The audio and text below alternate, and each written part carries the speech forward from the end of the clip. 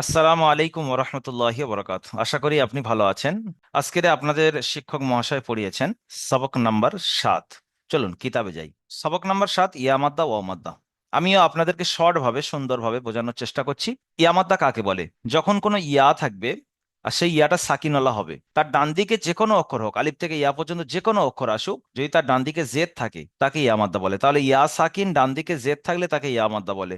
পুরো আকৃতিটা এখানে সুন্দরভাবে বোঝানোর ট্রাই করেছেন মুসান্নিফ আলাই রহমা।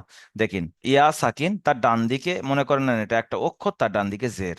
চাই এটা বা হোক, তা হোক, সা হোক, ইয়া হোক, যাই হোক, আলিফ থেকে ইয়া পর্যন্ত যে কোনো অক্ষর হতে পারে। তো ইয়া সাকিনের ডান দিকে জের থাকলে তাকে ইয়া মাদ্দা বলে। আগের সবকে আপনি পড়েছেন আলিফ মাদ্দাকে একালিফ টান দিতে হয়। তো ইয়া মাদ্দা ও মাদ্দাকেও একালিফ টান দিতে হয়। তাহলে সবক নম্বর 7-এ হরুফে মাদ্দার যে দুটো ভাগ বাকি ছিল, একটা ভাগ আপনি পড়েছেন আলিফ মাদ্দা, আলিফের ডান দিকে জাবাত থাকলে তাকে আলিফ মাদ্দা বলে। তো ইয়া মাদ্দা ও মাদ্দার এখানে পড়বেন। তো ও মাদ্দার সংজ্ঞা এখন মাথায় নিচ্ছি না, ইয়া মাদ্দার সংজ্ঞাটা শুধু মাথায় নিচ্ছি। আহ ইয়া সাকিনের ডান দিকে জেদ থাকলে তাকে ইয়া মাদ্দা বলে। ইয়া মাদ্দাকে একালি পরিমাণ টান দিয়ে পড়তে হয়, এতটুকু আমরা ইয়া মাদ্দা পুরোপুরি বুঝিয়ে এসেছি। আমাদের আমাদের ক্লাসের টিচাররা সুন্দর করে বুঝিয়েছেন, আমাদের বুঝিয়ে এসেছিল, ফের এটা দেখে আরো ভালো বুঝিয়ে এলো, তাই না? চলেন, এখন আমরা পড়বো হামজা ইয়া জের ই, একালিপ টান দিয়ে পড়বো। হামজাটা টান ছিল না, টানিনি, দেখেন হামজা ইয়া একালিপ টান, ইয়া একালিপ টানবো, টেনে তারপরে আমরা ইয়া মাদ্দার যে টানটা সেটা টানবো। হামজা ইয়া জের ই, এইরকম ভাবে আপনি পুরো সমস্ত অক্ষরগুলো পড়তে হবে, আমি যেরকম পড়ে দিচ্ছি।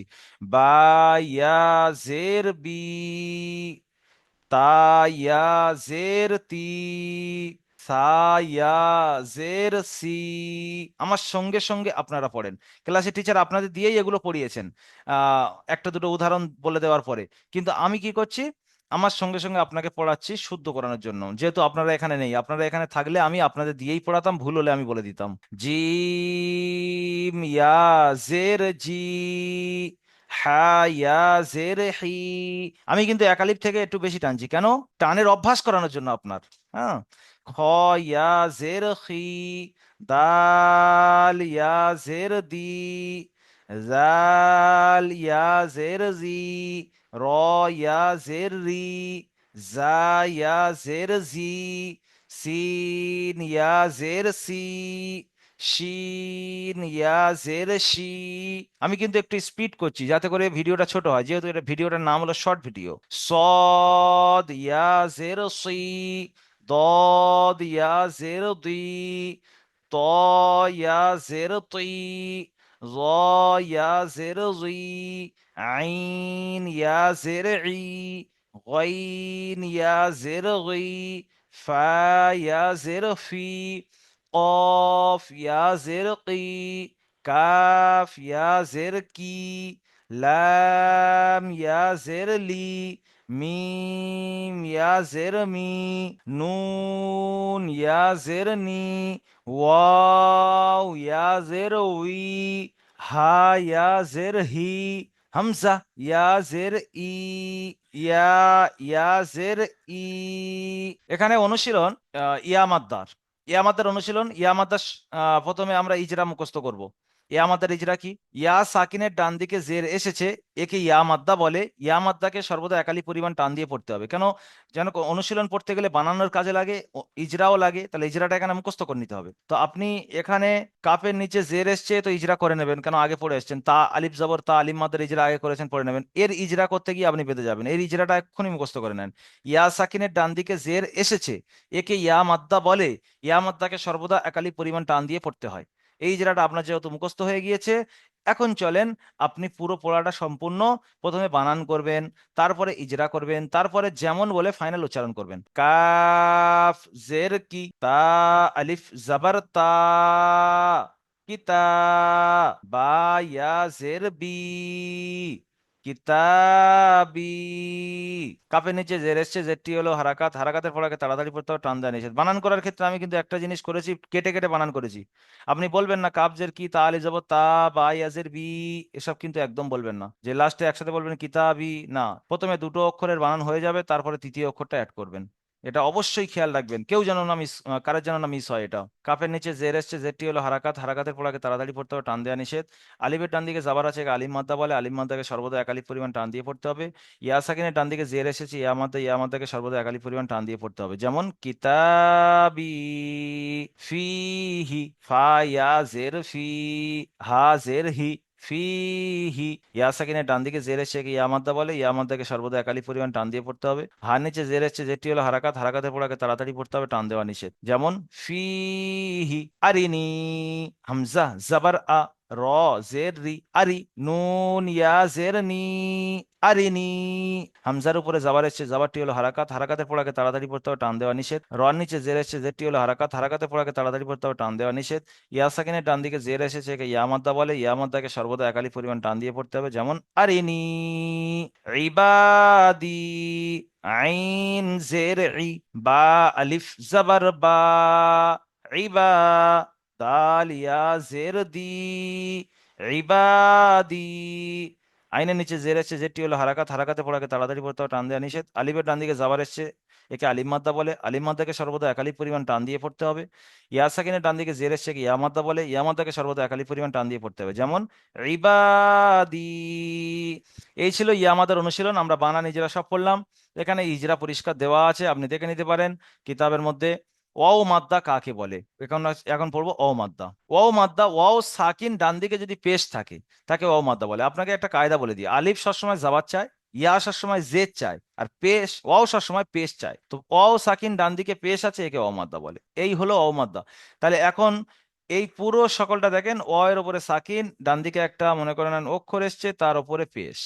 এরকম প্রত্যেকটা জায়গায় আপনার অ মাদ্দার উদাহরণ আছে। অ সাকিন ডান দিকে পেশ, অ সাকিন যে কোনো অক্ষর হোক, তার ডান দিকে যে কোনো অক্ষর থাক, পেশ থাকলেই অ মাদ্দা। অ মাদ্দা তাহলে আপনারা চিনতে পেরেছেন, ইয়া মাদ্দা আলিম মাদ্দার মতো অ মাদ্দাকেও একালি পরিমাণ টান দিয়ে পড়তে হয়। আশা করি আপনারা এটাও বুঝতে পেরেছেন। এখন পড়তে হবে, চলুন পড়ি। হামজা ওয়াও পেশ উ, বা ওয়াও পেশ বু, তা ওয়াও পেশ তু, সা ওয়াও পেশ সু, জিম ওয়াও পেশ জু, হা ওয়াও পেশ হু, খ ওয়াও পেশ খু, দাল ওয়াও পেশ দু, জাল ওয়াও পেশ জু, র ওয়াও পেশ রু, জা ওয়াও পেশ জু, সিন ওয়াও পেশ সু, শিন ওয়াও পেশ শু, صاد واو পেশ সু, ضاد واو পেশ দু, ত ওয়াও পেশ তু, জ ওয়াও পেশ জু, আইন ওয়াও পেশ উ, غين واو পেশ غু, ফা ওয়াও পেশ ফু, قاف واو পেশ কু, কাফ ওয়াও পেশ কু, লাম ওয়াও পেশ লু, মিম ওয়াও পেশ মু, নুন ওয়াও পেশ নু, ওয়াও ওয়াও পেশ উ, হা ওয়াও পেশ হু, হামজা ওয়াও পেশ উ, ইয়া ওয়াও পেশ ইউ।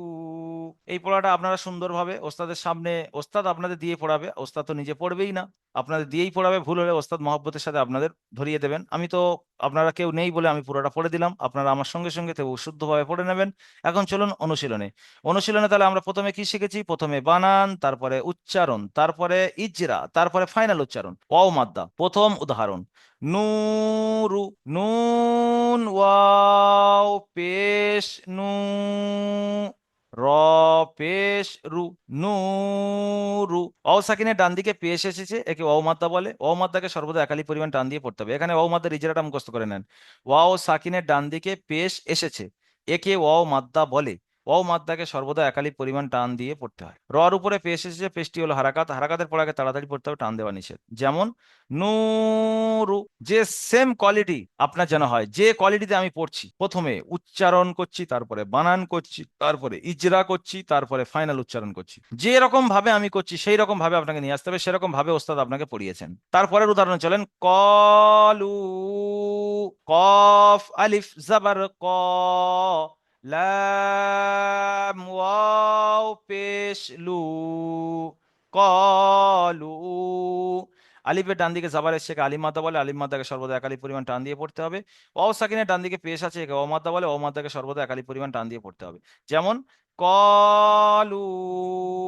তারপরের উদাহরণ, ইউহি, ইয়া ওয়াও পেশ ইউ, হায়া জের হি, ইউহি।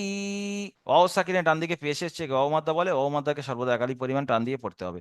ইয়া সাকিনের ডান দিকে জের এসেছে, একে ইয়া মাদ্দা বলে, ইয়া মাদ্দাকে সর্বদা একালি পরিমাণ টান দিয়ে পড়তে হবে। যেমন ইউহি, দাখিরুনা, দাল আলিফ জাবার দা, খ জের খি, দাখি, র ওয়াও পেশ রু, দাখিরু, নুন জাবার না, দাখিরুনা।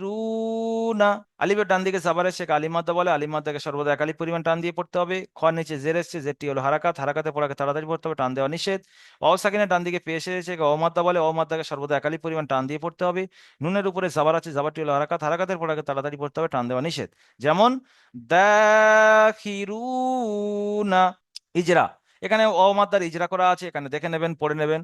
আমি যেরকম ভাবে বলে দিয়েছি সেরকম ভাবেই লেখা আছে এখানে। উদাহরণস্বরূপ যে প্রথম নূরুর ইজরাটাও করে দেওয়া আছে। প্রশ্নমালা, ইয়া মাদ্দা ও মাদ্দার সংজ্ঞা বলুন। কি সহজ বলুন তো, ইয়া মাদ্দা কাকে বলে? ইয়া সাকিনের ডান দিকে জের থাকলে তাকে ইয়া মাদ্দা বলে, ইজরাতে বললে এসেছে, আর সংজ্ঞায় থেকে থাকলে ব্যাস। ও মাদ্দা, ও সাকিনের ডান দিকে পেশ থাকলে তাকে ও মাদ্দা বলে, ব্যাস এই সংজ্ঞা। এই সংজ্ঞাটা আপনি মুখস্থ করতে পারবেন না? সুন্দর। হারুনু, বানানো ইজরা করুন, এটা আপনি করে নেবেন সমস্ত। এখানে হা আলিফ মাদ্দা, রু ও মাদ্দা, নুন অফেজ নু, এটা হারাকাত। তো এই বানান ইজরাটা আপনি নিজেই করে নেবেন, প্রথমে উচ্চারণ করে, তারপর বানান, তারপরে ইজরা, তারপরে ফাইনাল, যেমন বলে হারুনু। সব আমি তো বলে দিলাম। এই ছিল 7 নম্বর সবক। এর পরের দিন আপনারা 8 নম্বর পড়বেন। তো এই সবকটা আপনারা সুন্দরভাবে মুখস্থ করে নেবেন। ভালো থাকবেন, আমার জন্য দোয়া করবেন। আর যেরকম প্রসেসে আপনাদের ভিডিওটা শেয়ার করা উচিত, এই ভিডিওটা প্রত্যেকের কাছে আপনারা শেয়ার করবেন। আপনাদের আত্মীয় স্বজন, পাড়া প্রতিবেশী যারা কোরআন পড়তে জানে বা জানে না, তাদের কাছে অবশ্যই শেয়ার করবেন, যাতে করে তারাও কোরআনটা শুদ্ধ করে নিতে পারে। বা এইরকম পড়া দেখে যদি তারা আগ্রহ হয় যে আপনি পড়ছেন, আপনার সাথে সাথে এই প্ল্যাটফর্মে ভর্তিও হতে পারে। ভর্তি হলে আপনারা আমাদের সঙ্গে যোগাযোগ করিয়ে দেবেন। তো এই ভিডিওটা দেখে আপনি অবশ্যই সুন্দরভাবে পড়াটা করিয়ে নেবেন। আগামী ডেটে আপনাদের আবার নতুন পড়া দেওয়া হবে, তার আগে আগে এটা ক্লিয়ার হয়ে গেলে সুন্দর হবে। ভালো থাকুন। কোরআনের যে জায়গায় আসবে ও মাদ্দা ইয়া মাদ্দার পড়া, কোনো জায়গায় ভুল পড়বেন না, সব জায়গায় একালি পরিমাণ টান দিয়ে পড়বেন। আসসালামু আলাইকুম ওয়া রাহমাতুল্লাহি ওয়া বারাকাতুহু।